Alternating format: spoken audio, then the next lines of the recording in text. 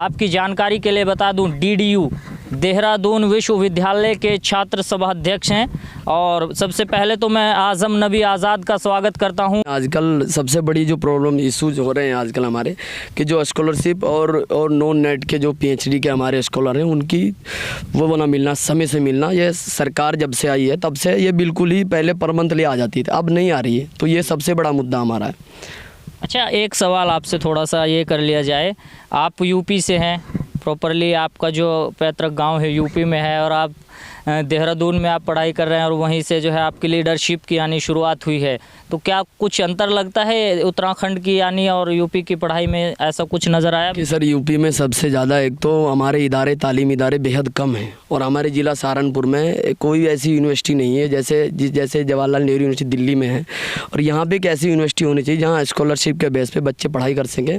और ये हमारी सरकार से भी मांग है, क्योंकि सरकारें कोई भी हों, अब जो हैं उनसे भी मांग है और मैं सभी से मांगो, सभी जो हमारे लीडर हैं, मैं किसी भी संगठन के, उनसे मेरी यही अपील है कि यहाँ विश्वविद्यालय के लिए लड़ें और मांग करें सहारनपुर के लिए। छात्र संघ आप अध्यक्ष भी चुन लिए गए हैं, तो ये कहाँ से शुरुआत हुई है, किस तरीके से, क्या आपको नेतागिरी का शौक़ है या क्या कहना चाहेंगे इसके बारे में? सर शौक़ तो नहीं है, बस ये इत्तेफाकन हुआ एक बाई इलेक्शन के, हमारे एक बड़े लीडर थे, उनके इंतकाल के बाद मुझे मौका मिला है।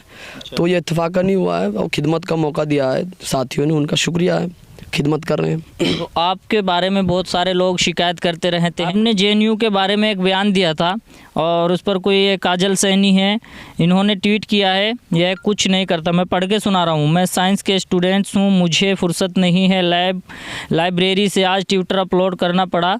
इसकी करतूत के कारण 3 दिन से मदर टेरेसा गर्ल्स हॉस्टल का वाटर कूलर ख़राब है और इस बंदे को 1000 कॉल कर ली, एक भी फ़ोन नहीं उठाया। तो इसके बारे में क्या कहना चाहेंगे? एक बड़ा आरोप है। सर देखिए, पहले तो काजल जी के मैं तुरंत जवाब दिया है उस पर, और उस वक्त मैं दिल्ली में था और उसके बाद मैंने उन संबंधित कर्मचारियों को फ़ोन कर लिया। आप जाके देख लीजिए, मदर टेरेसा गर्ल्स हॉस्टल में उसको ठीक करा दिया गया है, उसको ठीक कराया है। अच्छा, वो ठीक हो गया है। लेकिन इसके साथ साथ एक आरोप और भी लगता रहता है आपके ऊपर कि आप जो है, जो लोकल के हमारे यहाँ के सहारनपुर के हों, कोई भी छात्रों का कोई भी प्रदर्शन हो किसी भी बारे में, उसमें कम नज़र आते हैं, अक्सर दिल्ली में ज़्यादा नज़र आते हैं। और ख़ास करके आरोप ये भी लगता है कि विपक्ष के जितने भी संगठन हैं उनके एक दानिश हैं, उनके साथ भी आपके बहुत सारे फ़ोटो देखे गए हैं, तो उसमें भी आरोप लगे हैं। क्या कहना चाहेंगे, ये क्या वजह? दानिश भाई, एक जवाहरलाल हमारी बहुत बड़ी यूनिवर्सिटी है, बड़ा तालीमी इदारा है पूरी दुनिया के अंदर, मैं कहूँगा दूसरे नंबर, शायद तीसरे नंबर का होगा। वो बड़े लीडर हैं, वो मेरे फ्रेंड हैं, मतलब पहले से ही फ्रेंड है, जब मैं प्रेसिडेंट भी नहीं था। तो उनसे इत्तेफाकन मुलाकात होती है, ऐसी कोई सियासी मुलाकात नहीं हुई है। और यहाँ के जो प्रदर्शन की बात है, पहले तो कोई बड़ा प्रदर्शन हुआ नहीं और किसी प्रदर्शन की जानकारी मेरे पास आई नहीं है। अगर मुझे कोई भी लीडर लिख कर फ़ोन करके तो बुलाएगा तो मैं आ जाऊँगा, पर कोई नो डाउट काम ही यही है। चलिए, अब आपसे अपने सहारनपुर के बारे में एक सवाल कर लिया जाए। जिस तरीके से आप जानते हैं, खास करके ये हमारा क्षेत्र बहुत पिछड़ा हुआ है एजुकेशन के बारे में। लोकल जो है वो वहाँ पे तो बहुत अमीर का ही बच्चा पढ़ पाएगा, लेकिन हमारी मांग ये है कि यहाँ पे गवर्नमेंट यूनिवर्सिटी होनी चाहिए और जो जेएनयू की तर्ज पर होनी चाहिए, जैसे वहाँ के जिस पर हम स्कॉलरशिप के बेस पर पढ़ सकते हैं। तो यहाँ पे लोकल में तो गरीब आदमी तो सोच ही नहीं सकता। हमारे यहाँ एक यूनिवर्सिटी होनी चाहिए। देखिए, हर ज़िले में एक यूनिवर्सिटी तो होनी ज़रूरी है, क्योंकि यूनिवर्सिटी ना हुआ, भाई यहाँ पे एक हमारे पड़ोस में ही है, अब वो कॉलेज बंद पड़ा है, बन गया वो, तो उसका फ़ायदा क्या? क्योंकि बाहर बच्चे पढ़ने जा रहे हैं, तो इतने पैसे होंगे ही नहीं किराए के, तो बाहर पढ़ने कैसे जाएगा?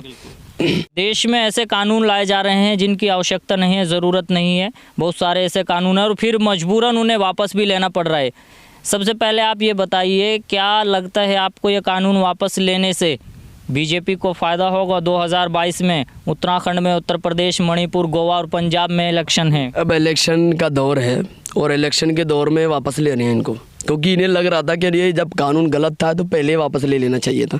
और ये भी पक्का ने, राहुल गांधी जी हमारे बड़े लीडर हैं, उन्होंने पहली पार्लियामेंट में कहा था कि ये कानून आपको वापस लेने पड़ेंगे, तो तब इनको समझ नहीं आया। तो अब ये तो चुनावी एजेंडा है, तो साफ तौर सभी को दिख रहा है, सब जानते हैं। ठीक है, अब आज़म भाई आप ये बताइए मुझे कि जिस तरीके से ये कानून बनाए जा रहे हैं जिनकी आवश्यकता नहीं है, देश के अंदर कोई ज़रूरत नहीं है, फिर मजबूरी में उन्हें वापस भी लिया जा रहा है, तो मुझे लगता है कि 2 कानूनों की आवश्यकता है देश के अंदर। एक कानून तो बनना चाहिए मॉब लिंचिंग के ऊपर, कहीं भी अगर कोई मॉब लिंचिंग होती है। और दूसरा मेरा मानना है कि कोई भी इस तरह के किसी के धर्म के खिलाफ आपत्तिजनक शब्द इस्तेमाल करता है, आपत्तिजनक टिप्पणियां करता है, उसके ऊपर भी एक कानून बनना चाहिए। आपकी क्या राय है? देखिए, कानून जो ये आपने अच्छा सवाल किया है, मॉब लिंचिंग एक किसी भी इंसान की होती है तो ये बहुत एक मैं ये कहूँगा ये एक क्रूरता है। और मैं ये कहना चाहूँगा इसके लिए सरकार एक ऐसा कानून लाए जिससे हमारे ज़िले की जो इंतज़ामिया है या डीएम साहब हैं या एसएसपी साहब हैं वो इसकी जवाबदेही तय करें। और वो जब कटघरे में खड़े होंगे ऐसा कानून ले आएंगे तो अगर वज़ीर आला भी चाहेगा, वज़ीर आज़म भी, कि कोई दंगा हो तो कोई फसाद नहीं हो सकता। मैं तो ये कहना चाहूँगा मॉब लिंचिंग के लिए कानून ऐसा लाना चाहिए जो इसको अंजाम दे। उसके लिए अगर कोई सज़ा मुकर्रर कर, जैसे गाय को अगर कोई मर 10 साल की सज़ा है तो इंसान की तो उससे ज़्यादा अहमियत होनी चाहिए। 10 साल की सज़ा कर दो मॉब लिंचिंग वाले के लिए तो तुरंत को रुकेगी, रुक जाएगी, कोई करेगा ही नहीं, कोई हिम्मत ही नहीं कर पाएगा। इसकी मांग करें आप तो छात्र संघ के अध्यक्ष हैं, क्यों इसकी मांग करें आप, इसके बारे में आंदोलन किया जाए। देखिए, ये तो हम तय कर लेंगे, पार्टी से बात करेंगे, ये बात रखी जाएगी। ठीक है, बहुत बहुत शुक्रिया। हमारे साथ जो है डीडीयू के छात्र संघ अध्यक्ष आज़म नबी आज़ाद थे और हमने उनसे कई मुद्दों पर बातचीत की है। उन्होंने बेबाकी से सभी सवालों का जवाब दिया है। मिलते हैं फिर किसी नए वीडियो में, तब तक के लिए हमें दीजिए इजाज़त। जय हिंद।